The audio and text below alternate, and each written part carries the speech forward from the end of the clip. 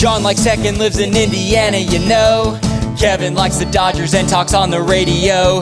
John plays games on Xbox and on his Nintendo, while Kevin runs around LA with his mustachio. It's the Lack of Genius podcast, in your ear holes at last. They don't know they're Mars from Venus, that's why it's the Lack of Genius podcast. It is the Lack of Genius podcast, and it's good to be here, John. It is. First episode since we've kind of gone to our new format of releasing monthly episodes, and we may even have more than monthly episodes if things work out in our world. But John, it's great to have you here. But we have a guest that I am so excited about. Jason, first of all, hello, Jason. It's great to have you here. It is. Hi, Kevin and John. Thank you for having me. Well, we do a little pre-show here. So John, Jason, and I have been chatting a little bit. And one thing I meant to ask is the pronunciation of your last name, because it's a little bit tough to decipher. It's can you say it for us, Jason? Yeah, it's my wife doesn't love me because of this, but it's Jason Esterhuizen. Esterhuizen. Yeah. Is that a German last name or? I think it's Dutch. I'm from South Africa, so a lot of people there have Dutch. Yeah. Good chance it's Dutch. Well, that's a great transition because we have you here specifically to talk about National Beat Baseball, which we will get into. But I am very interested and compelled by your story and how you've become, you were legally blind. You were totally blind, if I'm not mistaken. And and you said you were willing to kind of tell the story to us. Can I just kind of hand over the reins to you and you can, tell us a little bit about you? Yeah, sure. So in 2011, I was in a car accident, which left me totally blind. From there, I attended a bunch of rehab classes. I attended a school for the blind where I found out about, adaptive sports for blind people. Eventually, I got invited to come over to the US from South Africa to participate in a FDA feasibility study for an experimental brain implant that restores functional vision to blind people. So that's what brought me over to the US.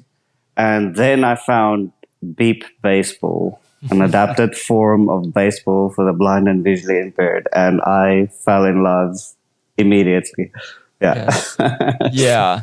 Jason and I had a phone conversation. We've yet to meet in person, though. Interestingly enough, Jason and I we live like within a mile of each other, something real close. Didn't we establish that, Jason? Yeah, we live pretty close to each other. Yeah. Yeah. So there is. So that'll take you like what an hour because of LA traffic. Yeah, traffic to go that one. Yeah, exactly. So there is the possibility that we will be able to meet each other in person. But we've during that phone conversation, that was the one thing that really struck out to me is how much you really loved this sport and loved being a part of it. And just to backtrack briefly, though, I just think the when I hear experimental brain implant, that's got to be terrifying and exciting all at the same time. You must have had the gamut of emotions during that time. Yeah, no, it was when I first found out that I was chosen as one of 6 people in the world. It was sort of like, is this real? Is this really happening? My wife and I were actually in the US, to come and see the doctors and be tourists. Mm-hmm. And 3 days before we were scheduled to fly back to South Africa, I got the email. They're like, "Hey, your surgery is scheduled in 4 weeks." We're like, what? Amazing. And that meant we had to stay in the US for at least 5 years to conclude the FDA trial. So we had to call our families and be like, "Hey, so we're not coming back for a while." Wow. So it was a roller coaster of emotions for sure. I bet in a strange, maybe not a strange way, but your family was probably very excited for you. I'm sure nervous as well, but like, wow, you got chosen for this. This is amazing. Yeah, and then only you realize like, oh yeah, I'm gonna get brain surgery. I'm getting a brain implant. That's crazy. So yeah, then it like actually hit you, but. I mean, before that moment, the doctors are like, yeah, so this is this is a procedure. This is what's going to happen. These are the risks, whatever. And you're like, yep. Just give me my implant. I want to see again. Let's just do it. So what was the effect of it? What were the results? Yeah. So it's an external device that I wear that communicates to the internal implant in the brain. So when I wear the device, I'm able to see movement. I can see, identify light sources. Wow. So with that, it gives you back a sense of vision again. It gives your sense back to you. So it's 100% improvement from seeing absolutely nothing, I feel. Wow. But being that it's the first of its kind, it's very, raw, and it can definitely be improved in the future. And there are already companies that are working on it. But yeah, I mean, that's a story for a different day. Yeah. Well, Jason, man, I mean, go ahead, John. I was going to say, what it sounds like to me, Kevin, is we're actually talking to a real life cyborg. So, Yeah, Geordie LaForge to the max. Yeah.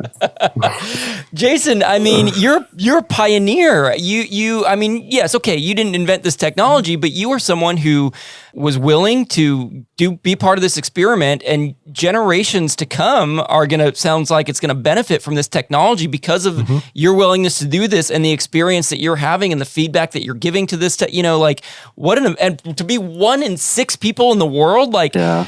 You have better odds of being an Olympic athlete than that, like that's insane. Lottery, yeah. No, I'm really grateful to be a part of it. I feel very honored that I got chosen. I mean, like you say, we are like the pioneers, or laying the foundation for future implants and for vision restoration. So, yeah, I'm super proud and privileged to be a part of it. Yeah, well, I'm proud of you too, man. We just met. I don't mean that facetiously. There's a certain emotion that I'm feeling right now of just like, what that experience there's must be like. technically been more people on the moon than people that have that implant. Yeah, Jason, we better put you in the history books. And we'll move on to beat baseball here. Just that, to think about your experience as someone who was fully visually capable, have this tragic accident, lose your vision, and then to have this experience of actually being able to see movement, to experience things. Yes, sure, it's not full vision, but again, I feel emotional about that. That must have been such an experience. And I just really appreciate you coming on and sharing a little bit of that with us and our listeners. So thank you for that. Thank you. National Beat Baseball. You have a 5-question quiz prepared for us. So obviously don't spoil anything for us, but can you, in a nutshell, without giving away answers, kind of tell us what this is? Okay, so beep baseball is an adapted form of baseball for blind and visually impaired players. It's usually played on a soccer field, so we don't need like the dirt part of a baseball field. Okay. We have a sighted pitcher pitching to a blind batter. As soon as the ball is put into play, the pitcher is on your team. Okay, so as soon as the ball is put into play, there are 6 defensive players in the field, all wearing blindfolds, because blindness is a spectrum, right? So not everyone is totally blind.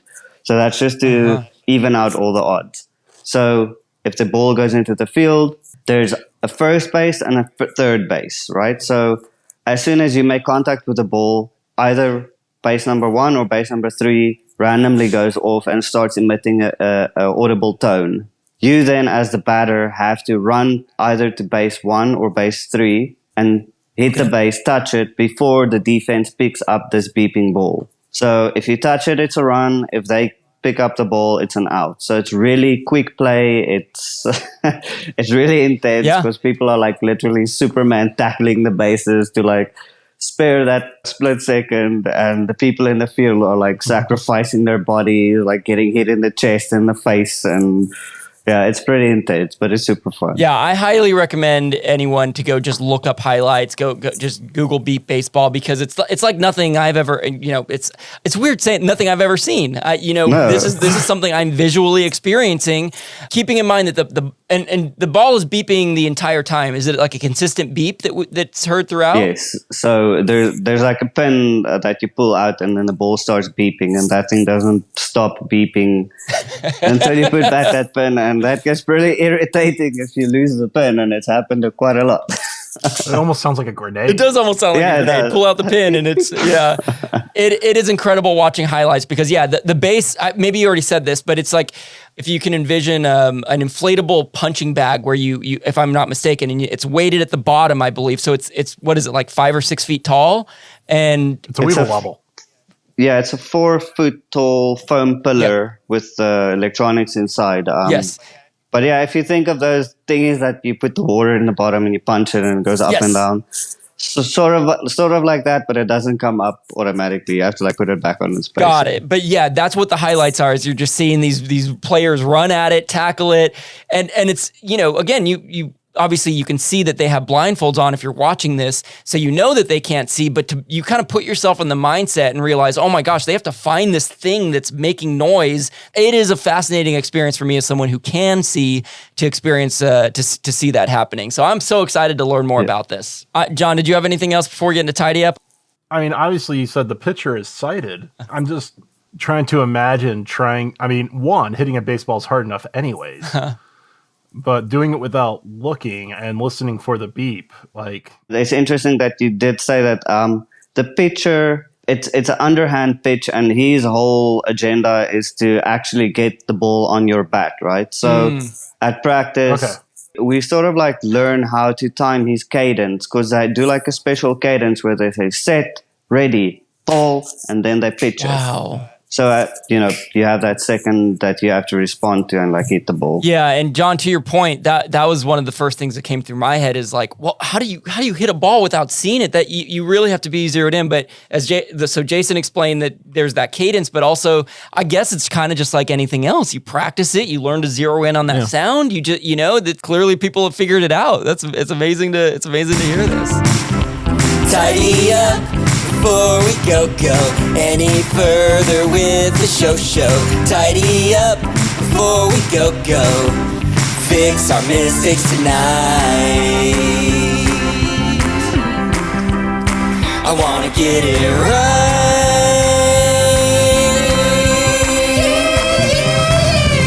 Tidy up.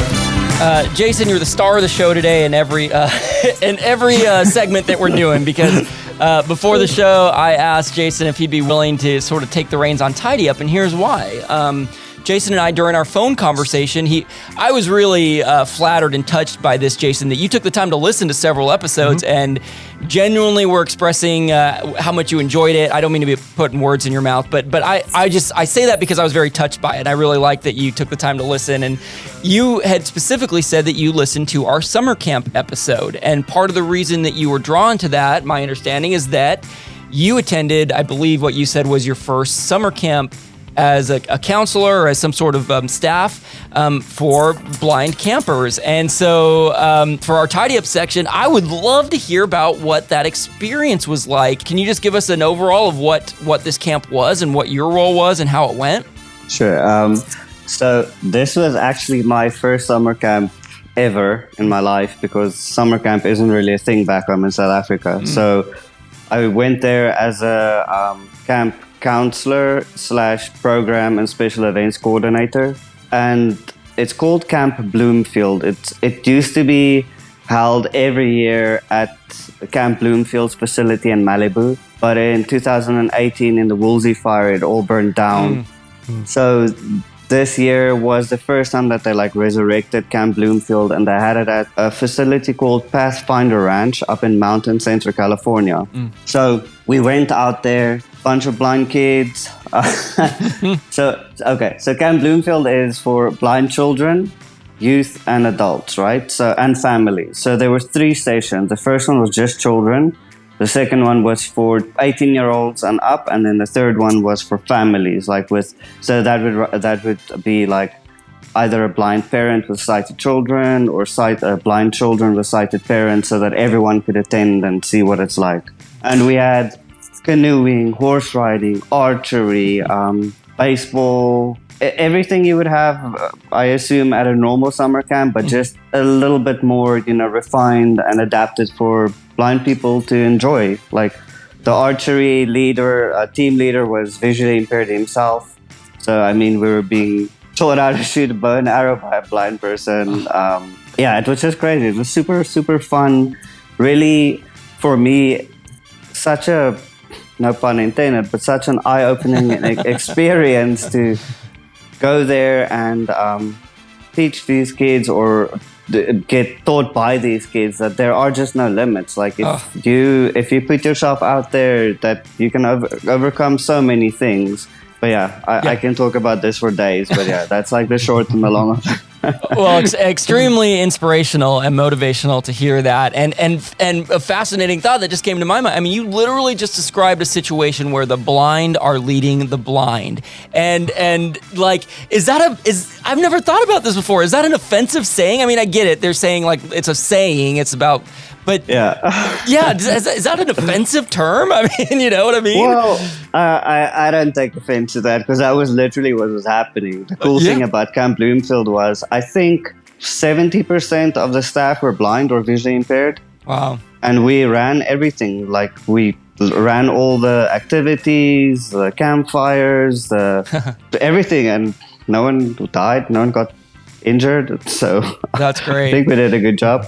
Jason, what your experiences were, I think, is also kind of the same experiences in a way that Kevin and I had from, you know, working at camps and stuff. Is, you know, yeah, it was different. You know, we weren't necessarily dealing with blind or different, you know, challenges, you know, and everything, but we still got to, you know, there may have been that kid that was homesick or something, you know, that we were able to help, you know, and make them realize, hey, you know, this is fun. This is stuff that I can do. I get kind of the experience that you're getting as well from that. Yeah. And you know what, John, the thing is, like, if you're going to a camp or an event as the only blind kid, it's really awkward and you feel like, I don't know how to explain it. It's like super weird. It's not fun. You don't really want to be there. Singled out. Everyone's going to stare at me. And what if I make a mistake? What if I walk into a wall or trip? And for these kids going to Camp Bloomfield and knowing that they're not the only ones there, oh my goodness, they were like freaking blossoming, just like they didn't have a care in the world. They could make mistakes. No one was like criticizing them. For myself, it was just such a freeing experience, you know, to be able to just be there and be yourself and not worry about criticism. And no, it's just such a great camp. Oh yeah, to John's point and what you're describing, Jason, is that summer camp, you know, whatever the camp is, there's a chance to overcome challenges and to form a community and to come out of your shell. And so the fact that this camp has provided that for a very specific set of people who don't otherwise get this opportunity, it's just magical. It's just so cool to hear and really, really warms my heart. Mm-hmm. So say the name of the camp again, just to give it a free plug. It's Camp Bloomfield, and it's hosted by Wayfinder Family Services each year. Great. Well, thanks for letting us know about that experience, and we're going to squeeze as much out of you as we can, Jason, because now we're going to make you quiz us about beat baseball, okay? Cool. It's time to take a quiz or two, like a genius podcast doing this for you. You may fail, but it ain't no lie, baby, it's quiz time. Don't really want this quiz to be tough. I just want to pass one cause I failed enough. It might sound crazy, but it ain't no lie, baby, it's quiz time. What do you think, John? You gonna win? Am I gonna win? National Beat Baseball 5-question quiz. Beat Baseball 5-question quiz. I mean, you seem to already know more than I do, so. I did. Yeah, you're right. I have watched some videos, so I've cheated a little bit in that sense. I guess that means you're the underdog in this situation, John. All right, Jason, you ready to do this? You got 5 questions for us, right? Give me 1 second. Okay. I have a question for you guys. Okay. So this is number 1? This is question number 1. When was the first Beep Baseball World Series held? 1965, 1975, 1985, 1995. First Beat Baseball World Series. 65, 75, 85, 95. Wow. John, you have any instinctual gut guess? I want to say 85. I feel like the 70s into the 80s was kind of when, you know, like Special Olympics and stuff kind of really started. That's pretty decent logic, actually. My thought is, look, this is my experience, but this is so new to me that I'm tempted to just choose the most recent date of 95. I'd be surprised if it's been around since the 60s, but I'm gonna choose 95. John, it sounds like you're choosing 85, right? Yep. Okay, Jason, how do we do? Both of us, double ant? Yeah, double. Oh my gosh.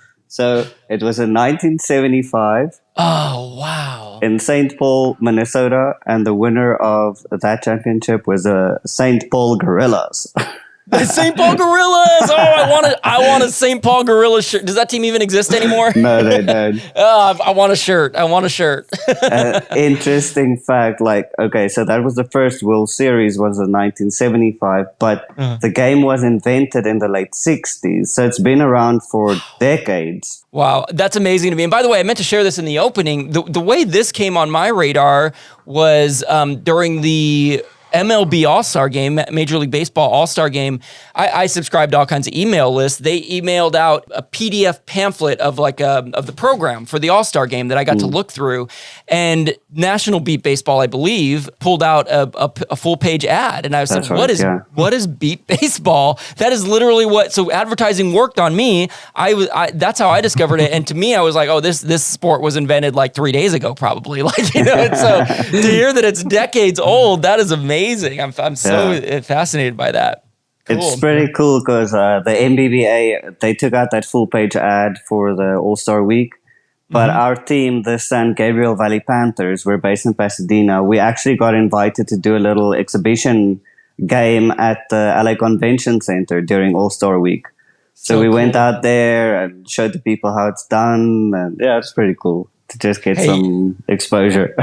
I was going to say your marketing and your outreach team, which includes you're doing a great job because the word is spreading. Yeah. So, all right. Well, we are off to an epic failure of a start. We're 0 for 1 and we're ready for number 2 if you are, Jason. Okay. So how many Beep baseball teams are registered on the National Beep Baseball Association's website?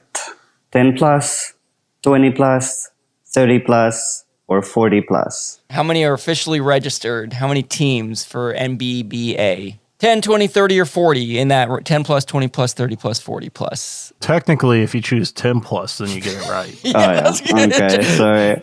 John's going to semantic unit to semantic unit 10 to 20, 20 to 30, 30 to 40, 40 and up. John's like, I know what I'm choosing. Plus. Wow. Go ahead. I'm going to do the 40 plus. I know. Because, there's already at least 2 teams in Indiana. Do you want to tell us how you know that fact, John, by the way, about the Indy teams? Oh, yeah. You should listen to the pre-show. Yeah, we should. But let's not dangle the carrot too much. There's the last champion was an Indy team, right? Yep. Or an Indiana team. And then the previous 5 years was the team from Indy. Yeah. So it's a powerhouse. Indy is a powerhouse in NBBA. Yeah. Because I just want to be optimistic, I want to choose 40 plus also and hope that it's that many. So I'm going to choose the same thing that John chose, 40 plus. Oh, guys. Double wrong. But double wrong. Yeah. There's 36 teams registered right now. Oh. Yeah. I am going to register 4 teams right now, and then we're going to get this instead. 36 teams. All right. Yeah. So these teams are registered and they pay their yearly dues to be a part of NBBA and have voting rights. But there were only 17 teams at the World Series this year. Does that just have to do with kind of travel and being able to afford to send a team kind of deal, or? Yeah. So all of the teams have to get donations, and it's very volunteer heavy. We rely most heavily on volunteers to help us out, and people to offer sighted people, the pitcher, the catcher, the spotters, the base umpires, to make all of this happen. So yeah, it's very difficult to actually get a team out to the World Series. Our team in Pasadena started in 2018, and we only managed to get the team out there this year in 2022. Funding, volunteers. So yeah, it's a big task, but we do it. Well, we love it. I was gonna say, I'm glad that you did get your team out there. I think I may have just found my next volunteer opportunity, because if I can be a part of this or volunteer, if I grew up playing baseball, I'm in a softball league currently, so I know how to throw a ball. Awesome. I would love to be a part of it. And either now or at some point in this episode, would love to give some info for anyone listening to this about how they can get involved and support. So it's up to you if you want to talk about that now, or if you'd rather save it for the end. I have actually some questions. If I talk about what I want to talk about, I'm going to give away the questions, but I'd love to. So stay tuned. Stay tuned for information about how you can be involved. All right, so we are both 0 for 2, so the epic failure continues. Yeah. Let's see how bad we can do with number 3. Okay. How much does a beep baseball weigh? A quarter pound, 4 ounces. Half a pound, 8 ounces. 3/4 of a pound, 12 ounces. Or 1 pound, 16 ounces. All right. How much does a beep baseball weigh? 4, 8, 12, or 16 ounces. And 16 ounces is a full pound. So I almost asked a question close to this at the beginning about the size of the ball. And I also have the advantage of where I've seen video of this. So I have a generic size in mind. Is it between baseball and softball in size, or? Yeah, I'll be fair to you, John, that at least in my memory, now this could be wrong, my memory was it was much closer to a softball size. So it wasn't small like a baseball, if my memory serves correct. And my take is I think it might be bigger than a softball. So it's up to you how much you want to trust my memory, John, and you choosing your answer. A pound seems pretty heavy. I'm trying to envision holding a pound. Think a can and a half of pop, give or take. That's what a pound is. This is a tough one, and I'm glad that it's a tough one. I'm gonna stick with I'm gonna say 8 ounces. What are you thinking, John? I'm gonna go with 12. 8 and 12. How do we do, Jason? Are we double wrong? Double wrong. Oh my goodness, this is fantastic. This is great. So what is it? It weighs a pound. It's a full pound. Ounces. Just for reference, standard MLB baseball, I googled this, weighs 5 ounces. So imagine. Okay.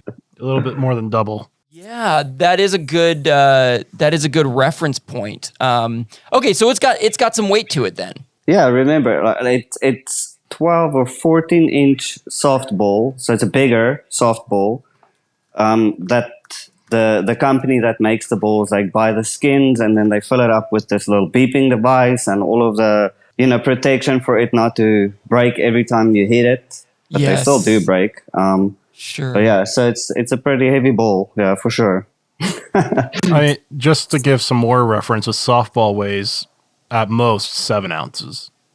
Yeah, because the softball, for as big as it is actually pretty light compared to the way it looks. 7 ounces, so it's still double that. If I was playing in this league and I broke one of those balls, I would take it home and frame it and be like, "Yeah, I busted this thing wide open." The bad thing to that, though, Kevin, is you may not be able to put the pin back in. That's a good point, and then it'll never stop beeping. All right, quick side story, because I did do this. In high school, we didn't have a pole vaulting coach, but I was a pole vaulter. My brother and I and a couple friends, they let us get the mats out.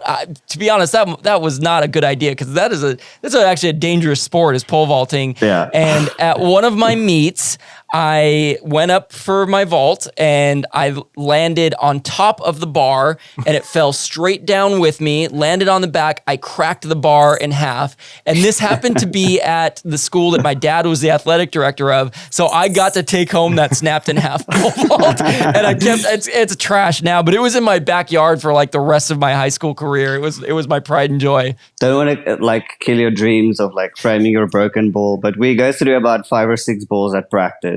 Okay. So yeah. You're saying it's pretty common.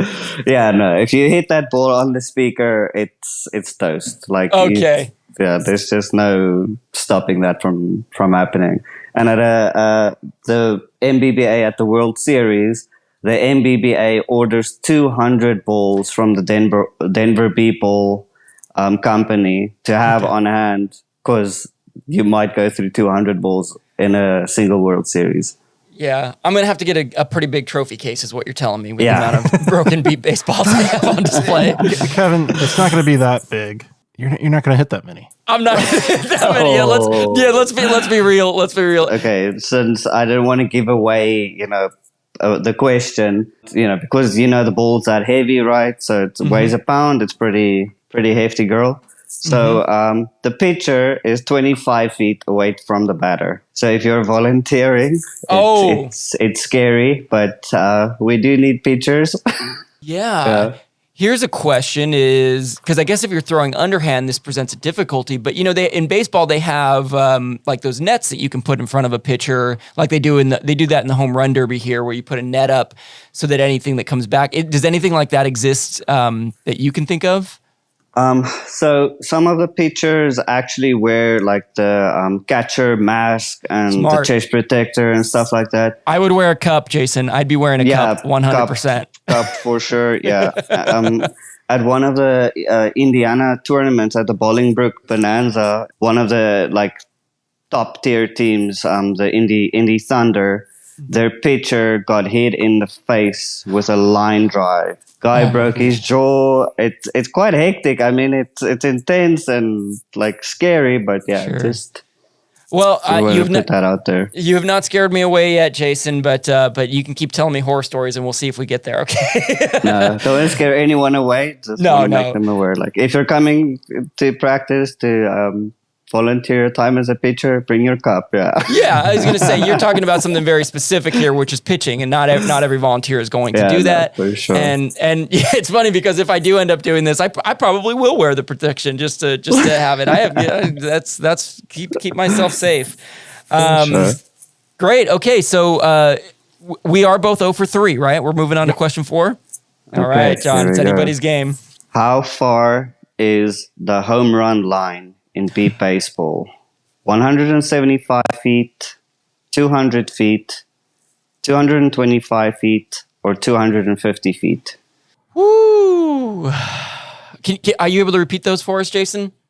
Okay, 175 feet, 200 feet, 225, or 250 feet. Got it. Between 175 and 250 by 25 feet increments. Okay, so yeah, I'm picturing a baseball field is, on average, left and right field are usually more shallow, but they go from anywhere from 300 to 400 feet. So yeah, 275, 300, 320. Wait, no. 175. 175. Thank you. Thank you. 250. Yes. So yeah, my memory is not great. 175, 200, 225, 250. What are you thinking, John? I mean, it's a 1 pound projectile. Yeah. It's hard to hit. Yeah, but Hard to hit that far. I mean, well, maybe Oh, you're saying that because it's heavier that it might actually would make it go you further? might get a good amount of mass, but with it. So, Yeah. are you Yeah. using wooden or aluminum bats? Oh, there's a good question.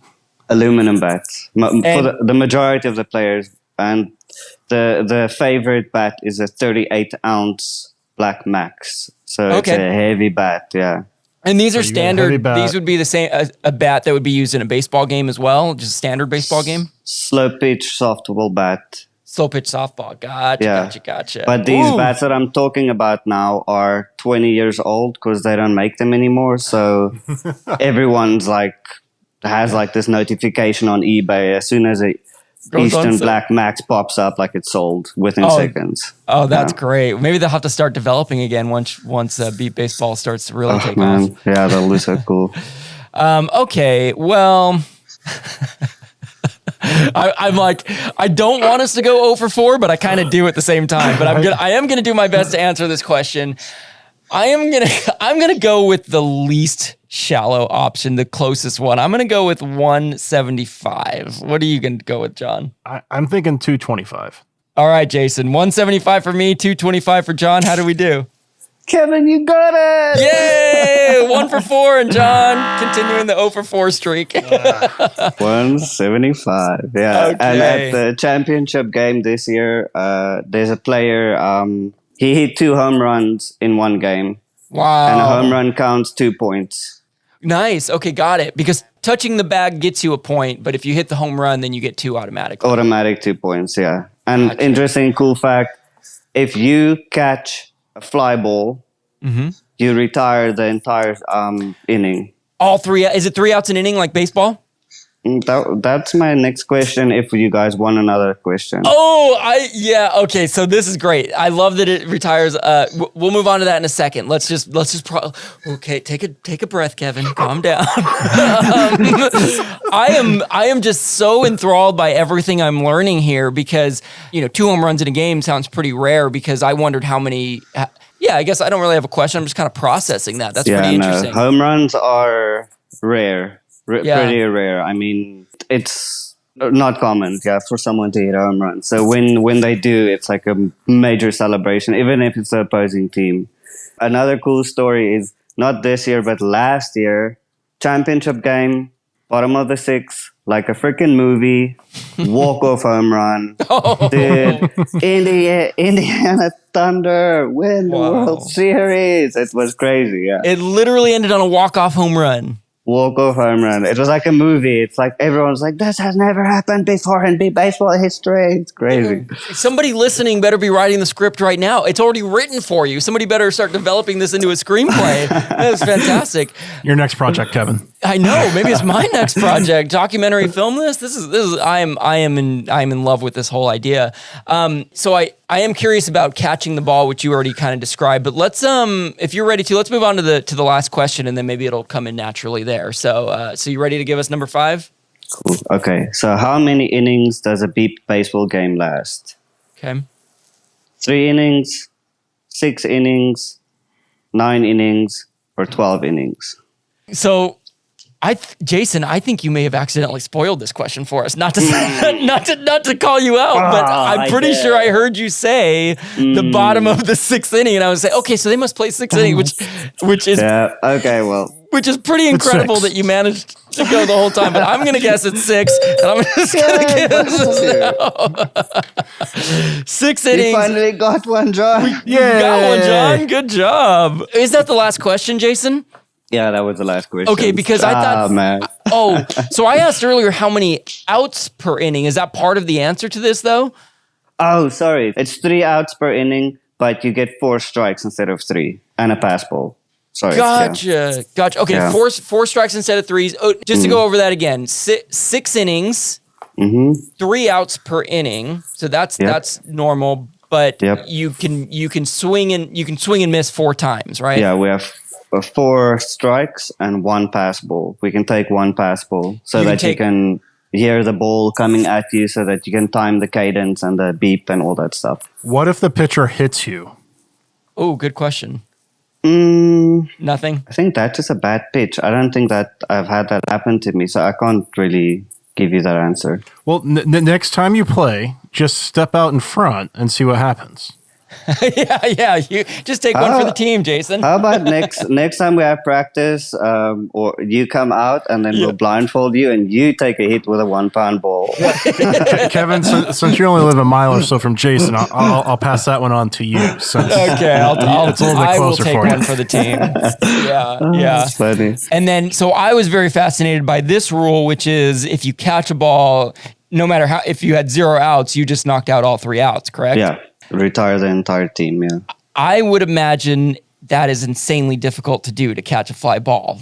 Am I correct in that thinking? I'm pretty sure it's never happened at the World Series at actually a game. Okay. But it has happened in practices where people just by luck catch the ball, or it hits them in the chest and then they just, catch in their hand, and a bunch of times, like, people have been hit by the ball, they fumble it and then it falls. It's like, well, I almost did it.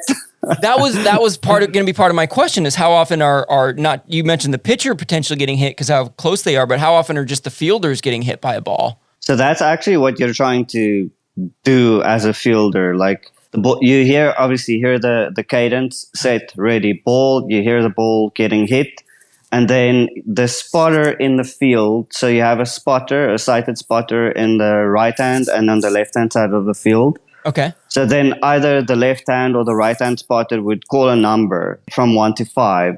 Just to explain this quickly. So directly down the center of the field, that's number 1. And then like pie slices out 2, 3, 4, 5 would be, down the baselines. These are defenders. These are players, right? They're assigned a number. Okay, got it. Yeah. So then they would like shout 3, and then it's a short ball, or 3, it's a pop fly. So then you have to like figure out, okay, it's coming at me.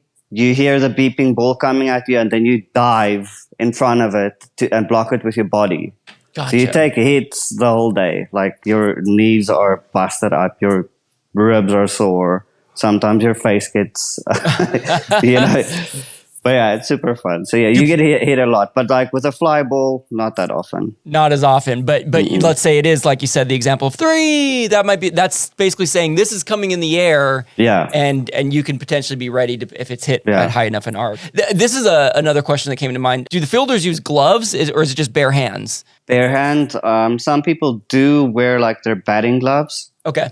And I have heard of people actually using like a catcher's mitt, but the play is so fast, that ball, you have to have total control of it when you pick it up into the air. So if you're fumbling it and dropping it, you're going to lose an out. So most people don't really use gloves. And just to make sure I understand this, so, because we're used to, in baseball, for those of us who watch the game, you hit a ground ball to someone, player fields the ball and throws it to first and gets the guy out. But in this instance, if the fielder gets control of the ball before the runner touches the bag, that's an out. Am I correct on that? Yeah. So it's a race against the clock, basically. Like whoever's fastest. There is no throwing the ball or delivering the ball. It's control of the ball. And does that get ticky-tacky, for lack of a better term? Like, does that get like, no, I had control, or no, you didn't, kind of thing? Or how is that judged? It's pretty cut and dry. You have to have like full control of the ball. You have to like hold it up in the air and say out. It has to be off of the ground. You can't like lay on your back and have it on your chest. Gotcha. You have to physically like have control of it. Yeah. Okay. So it sounds like if I'm the owner of a team that's not very good, then I need to have someone interrupt the spotters and keep them busy. Distract the spotters. Yeah, the base umpires or the umpire. Yeah. You know what that reminds me of, John, is basketball. I don't know if you've ever seen that movie, but that's literally the one person's job is to distract the person shooting the ball. So it's like you could add a whole nother position of I forget what the title of that position was, but yeah, that's pretty funny. Well, Jason, I have learned so much, and I'm left with like, I want to just ask more questions, and I just want to learn more, and I want to go experience this, and I so hope that someone listening to this is experiencing the same thing. I would bet that they are, because this is something new and exciting, and you've been you just have done such a great job of teaching us about this sport. So thank you for doing your job here for us. Yeah, no, it's been great having you on. Yeah, I'm grateful that you guys invited me on. It's always fun to teach people about beep baseball, and you never know when you're walking around in a grocery store and you spot a visually impaired person, just like, hey, have you heard about beep baseball? We just want everyone to be able to share and let people know that the sport's actually out there. So what is a good way outside of this situation you just described of seeing people on the street, but like, well, how can people be involved? How can they support beep baseball? What is your suggestion there? So for everyone across the nation, you can go on to nbba.org, which is a National Beep Baseball Association's website, and you can find a team in your area or in your state or city or town. Hopefully, you will have one close to you. And if you're out here in California, where we're based, you can visit SoCalBeepBaseballAssociation.org or just Google SoCal Beep Baseball. We're on Facebook, we're on Twitter, we're on Instagram, everywhere. We have a YouTube channel, Panthers Beep Baseball. So yeah, if you want to come and volunteer or just come and have fun with the team, everyone's always welcome. Yes, and if you drop in that you heard about this on the Lack of Genius podcast, you get a free koozie from us. Oh yeah. Jason, I am someone who is very interested, and it's really a pleasure to have met you and to be in touch with you, and we'll be in touch off the air because you invited me out to a practice at some point, so I at the very least want to come out for that. But being involved in any way I can sounds like something I'd really love to do. So we'd really appreciate that. Yeah. And John, I can hook you up with the teams in Indy if you would want to go out and see a game or go visit a practice just to see what it's about. Yeah, that could be a lot of fun. I don't know. I know the Paralympics don't get the screen time that the regular Olympics get, but is this something that people have tried to get into the Paralympics? So that's the big dream, I feel, for everyone in beep baseball. So technically, 8 countries have to participate in a sport for it to be considered. So currently, we have the US, we have teams in Canada, there's teams in Taiwan, and in the Dominican Republic. So we're trying to actively grow the sport, go out to different countries, teach them the game, grow teams. So hopefully one day in the future, there will be a beep baseball at the Paralympics. That'll be super dope. Yeah. Well, if you're listening to this and you're traveling abroad to any of those countries that weren't listed, you bring beep baseball to the country with you, and let's get this thing going. But Please, yeah. And if you don't have a team in your area, reach out to NBBA or to us. We can definitely help you find equipment and start the teams up, because we're all trying to grow this and help out where we can. There you go. There you go. Jason, again, man, you've knocked it out of the park for us, pun intended there. And just so appreciate you being willing to share your story and to be such a great advocate for the sport and for blind people and for the community. And yeah, God, couldn't have asked for a better guest. So thank you, Jason. Cool, guys. Thanks for having me. Have a great day. You too. It's the Lack of Genius podcast in your ear holes at last. They don't know they're Mars from Venus, that's why it's the Lack of Genius podcast. And then we'll blindfold you and you take a hit with a 1 pound ball.